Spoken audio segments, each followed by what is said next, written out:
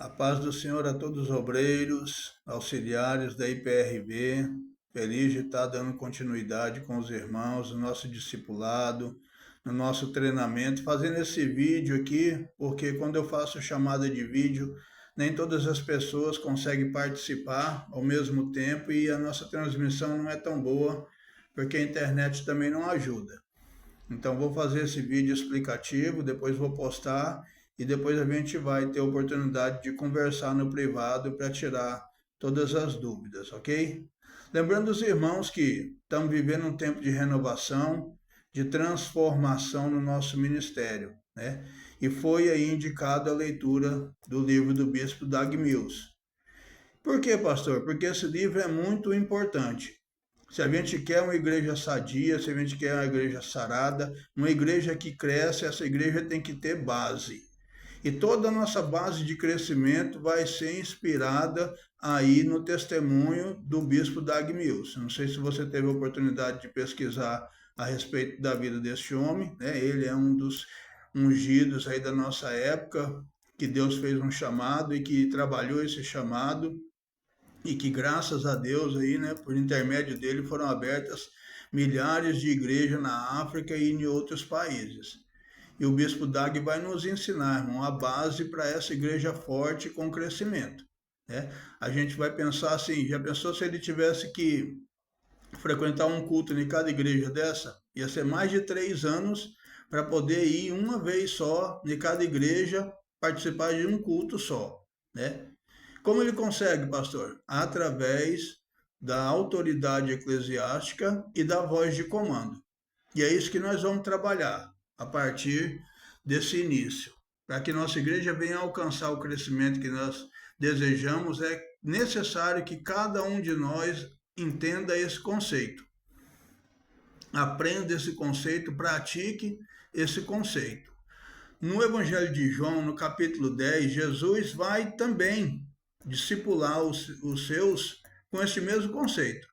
Ele vai falar a respeito do pastor, do aprisco e das ovelhas, né? Ele diz que ele é o pastor que entra pela porta. Quer dizer, então, que esse pastor ele tem ali um chamado, né? Uma unção específica. Ele não pulou a cerca, ele não entrou por outra porta. Ele foi escolhido pelo próprio Deus para estar à frente daquele rebanho.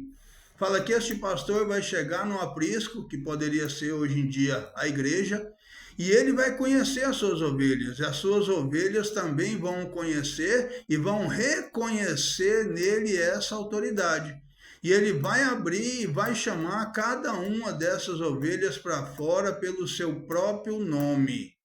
E as ovelhas vão identificar esse pastor e vão obedecer este pastor. E vão honrar esse pastor, seguindo ele. E esses são os princípios: respeito, obediência e honra. Respeito, de entender que esse homem, essa pessoa que está aí, foi escolhida pelo próprio Deus. E tudo que ele fala a respeito de ministério, a respeito de igreja, tem que sim ser ouvido, tem que ser levado muito a sério, tem que ser praticado, porque ele não está aí por vontade própria, ele está aí porque Deus colocou ele. E ele está fazendo aquilo que Deus está colocando para ele fazer. A segunda coisa é a obediência. É fazer conforme ele está falando, no tempo que ele está falando, de acordo com aquilo que ele está passando. Esse pastor ele tem uma visão, ele tem uma sabedoria, ele tem um conhecimento que veio de Deus. E essas ovelhas têm que caminhar junto com ele dentro dessa visão, dentro dessa sabedoria, dentro desse conhecimento. A terceira coisa é a honra.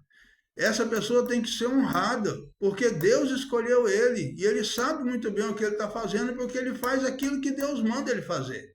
E essa igreja tem que ser honrada. Se essa igreja tem 20 anos que está com a porta aberta, ganhando vida e fazendo obra, essa igreja merece sim ser honrada por todos nós. É dentro dessa base que nós vamos construir uma igreja forte, uma igreja sarada e uma igreja que cresce. E cada um de nós vai ter que aprender esses princípios e vai ter que praticar esses princípios para alcançar.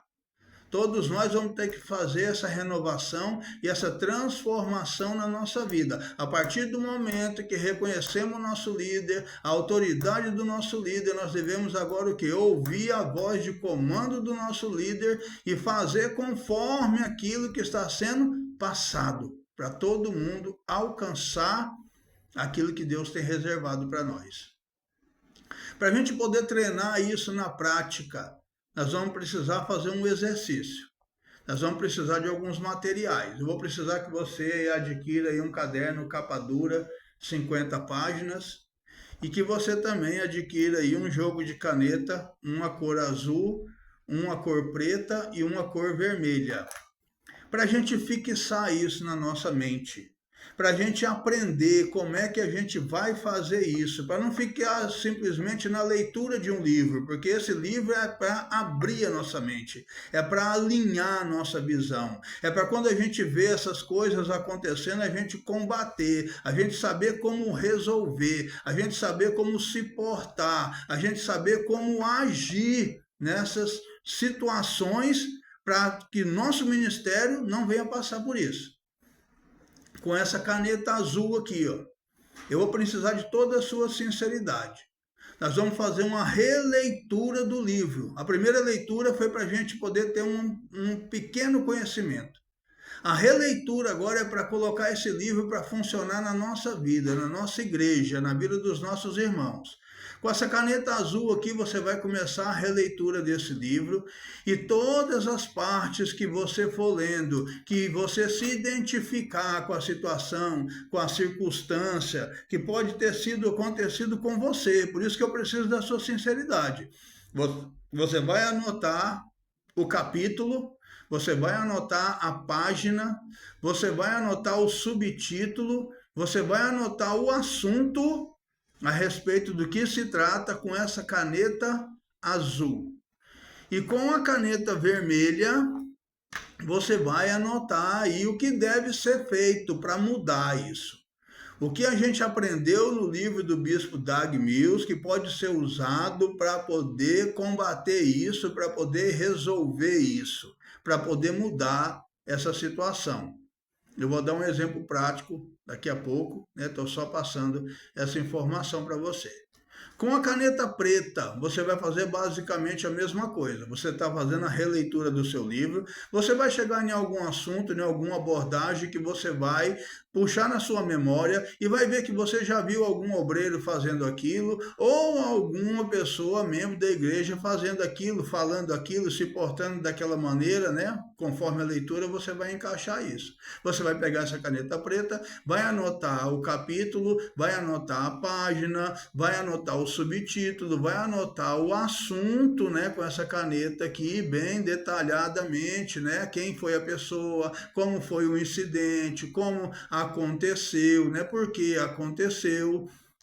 E de volta com a caneta vermelha, você vai também colocar aí o que deve ser feito conforme o ensinamento. Como é que nós vamos fazer para resolver isso? Como é que nós vamos evitar para que isso aconteça, né? O que a gente aprendeu de efetivo, né? Que pode fazer com que a gente venha combater isso para não acontecer mais no nosso ministério, ok? Eu vou fazer uma demonstração prática para a gente poder aprender. Eu já fiz a releitura do livro, né? E estou fazendo a releitura novamente.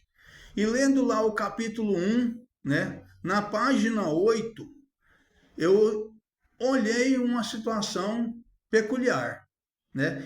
Que falava lá no subtítulo para combater a quinta coluna. O bispo Dag, né, ele conta uma história de um general que precisava derrotar uma cidade fortificada, a qual não tinha condições de ser por invasão, e ele infiltrou então uma tropa dentro dessa cidade, para que quando começasse a batalha, essa tropa viesse de dentro e abrisse lá os portões para outra tropa de fora entrar e dominar a cidade.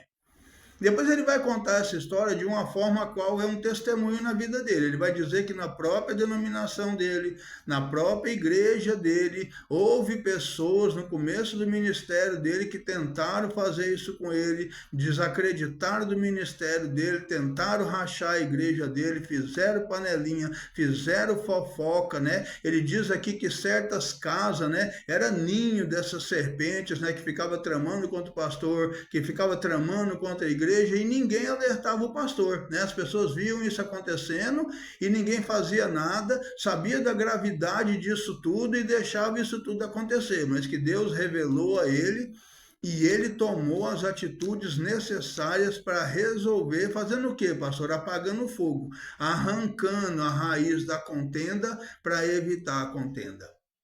Quando eu li isso, eu lembrei de uma fase minha aí no ministério. Eu estava passando uma grande luta pessoal, uma grande luta espiritual, estava passando dificuldades muito grandes na minha vida e a igreja era o meu consolo. Era na igreja que eu tirava a minha força para poder continuar.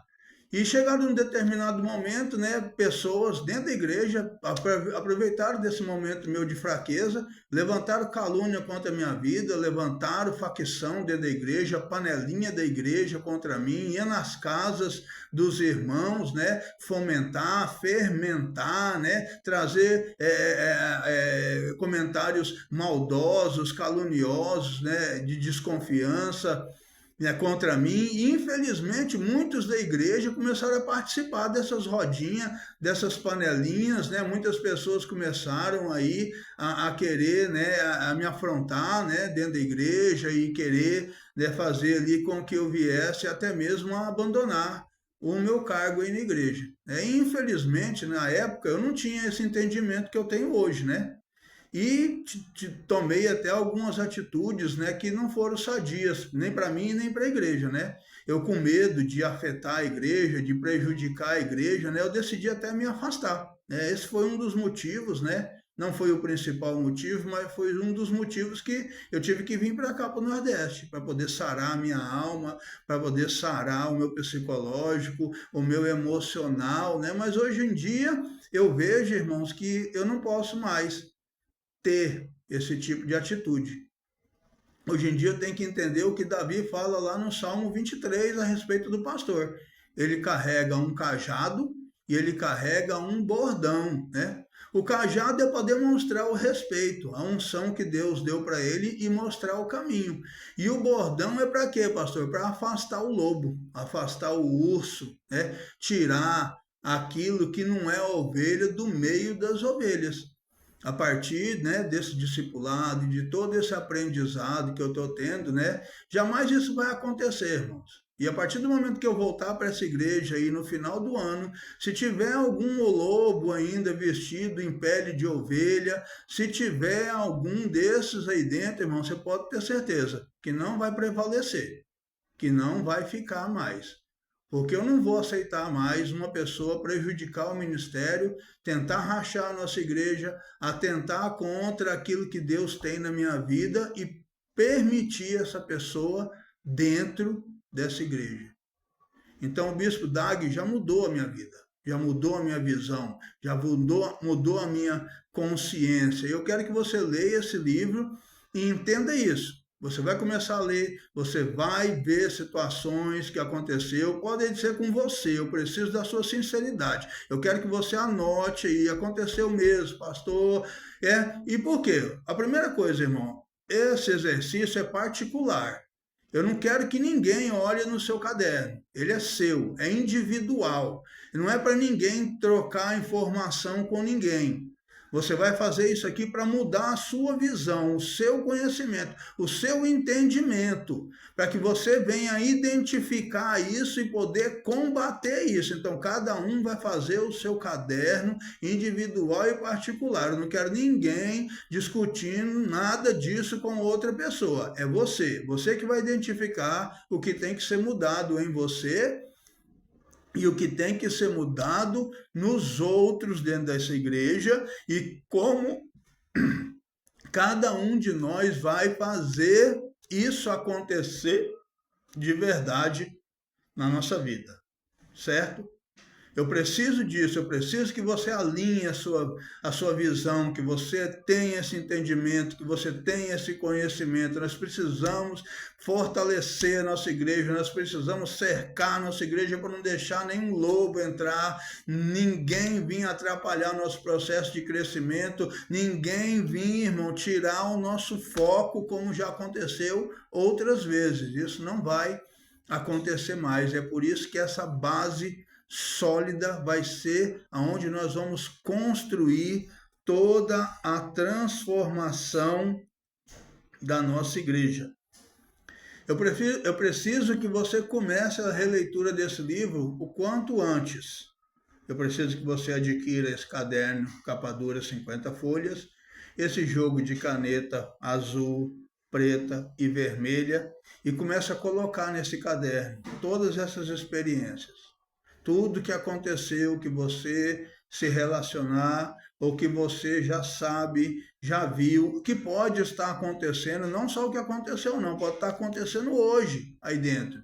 Você vai anotar e você vai começar a se posicionar junto comigo para que a gente venha a mudar isso. Eu vou te dar um prazo até o começo de agosto, final da primeira semana de agosto, para que a gente venha terminar essa releitura e para que a gente venha alinhar aí a nossa visão, o nosso entendimento e o nosso conhecimento para então começar a construir essa renovação e essa transformação no nosso ministério. Eu conto com a compreensão, com a colaboração de cada um de vocês. Eu sei que todo mundo aqui deseja uma igreja curada, uma igreja sarada, uma igreja forte, uma igreja próspera, uma igreja com sinais, com milagres, com prodígios, porque a gente não está pensando só em aumentar a quantidade de pessoas, não, irmão. Nós estamos pensando em elaborar tudo aquilo que Deus tem preparado para nós e fazer acontecer. Deus deu uma visão para esse ministério quando ele foi criado. Era um ministério que ia mudar a vida de muita gente e que não ia ficar só no brisa da mata, não. Ele ia alcançar muitas e muitas outras pessoas, muitos e muitos outros lugares. E se a gente quiser que isso aconteça, irmão, a gente vai ter que se posicionar e fazer essas mudanças na nossa vida, em primeiro lugar, fazendo essa análise do que se precisa ser mudado, do que a gente já fez, né? Não é, irmão, uma crítica, a gente não vai perseguir ninguém, né? Vamos partir do princípio, igual eu te falei, eu mesmo tomei uma decisão errada porque eu não tinha conhecimento, eu não tinha essa sabedoria. Então ninguém vai te cobrar e tampouco vai te culpar. O que nós vamos querer o quê? É uma transformação. É que se aconteceu, não vem acontecer mais a partir da própria pessoa, a partir da renovação da mente dessa pessoa, e para que ela não venha deixar acontecer na vida dela e venha combater isso na vida dos outros. No mais, eu agradeço a cada um, né? Depois eu vou estar conversando no PV, né, no privado. Eu tenho deixado algumas mensagens, eu criei uma lista direta, né? Não sei se chama lista direta, esqueci o nome agora. Com cada um de vocês eu vou estar postando e vai cair direto aí no privado. E assim que você receber, né, ou todo dia dá uma olhadinha no seu WhatsApp para ver se não tem nenhuma mensagem minha, vai me dando os feedbacks. Ok? Eu creio, irmão, que esses 6 meses, agora até o final do ano, vai ser os 6 meses mais importantes da vida da IPRB e da vida de cada um de nós. Que essas transformações vão acontecer, né? E que em nome de Jesus, a nossa igreja, irmão, venha dar agora uma grande guinada rumo ao crescimento. Né, uma igreja realmente de sinais e prodígios assim que vão surpreender a cada um de nós e os demais. Uma igreja que vai fazer o ID, né, que vai batizar, uma igreja que vai discipular e que vai ser sim essa transformação a qual Deus designou desde o início, desde a fundação dela. Deixa um abraço meu aqui, um abraço da pastora Helena, viu? E vamos pegar firme, cada um aí, amém? No mais, a gente vai se comunicando. Obrigado.